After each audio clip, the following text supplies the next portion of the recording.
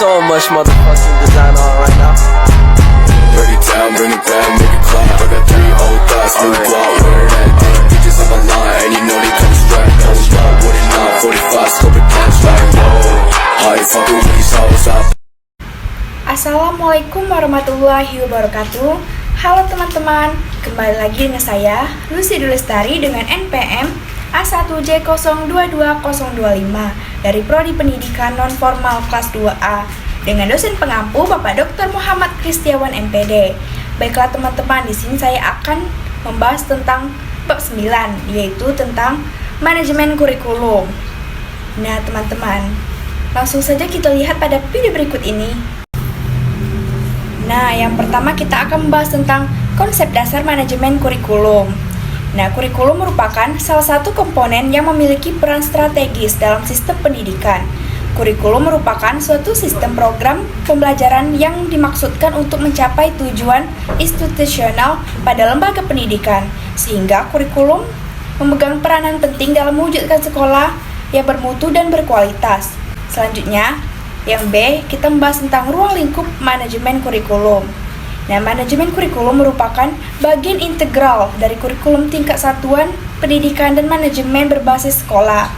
Ruang lingkup manajemen kurikulum adalah perencanaan, pengorganisasian, dan pengevaluasian. Selanjutnya yang C, prinsip dan fungsi manajemen kurikulum. Nah, prinsip kurikulum menurut Sanjaya 2009 agar kurikulum dapat berfungsi sebagai pedoman, maka ada sejumlah prinsip dalam proses pengembangannya sebagai berikut. Yang pertama, prinsip relevansi. Yang kedua, prinsip fleksibilitas. Yang ketiga, ada prinsip kontinuitas. Yang keempat, prinsip efektivitas. Dan yang terakhir ada prinsip efisiensi. Selanjutnya yang D, komponen kurikulum. Menurut Sanjaya, komponen-komponen yang membentuk sebuah kurikulum adalah sebagai berikut. Yang pertama, ada tujuan yang ingin dicapai oleh pendidikan. Komponen tujuan pendidikan berhubungan dengan arah atau hasil yang ingin dicapai atau diharapkan. Yang kedua, isi kurikulum. Nah, isi kurikulum menyangkut semua aspek baik yang berhubungan dengan pengetahuan maupun materi pelajaran yang biasanya tergambar pada isi setiap mata pelajaran.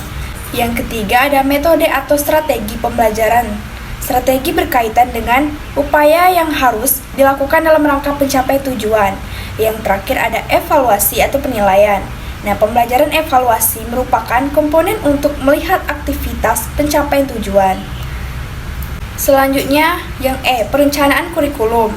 Nah, pengertian perencanaan kurikulum menurut Rusman adalah perencanaan kesempatan-kesempatan belajar yang dimaksudkan untuk membina siswa ke arah perubahan tingkah laku yang diinginkan dan menilai sampai mana perubahan-perubahan yang telah terjadi pada diri manusia.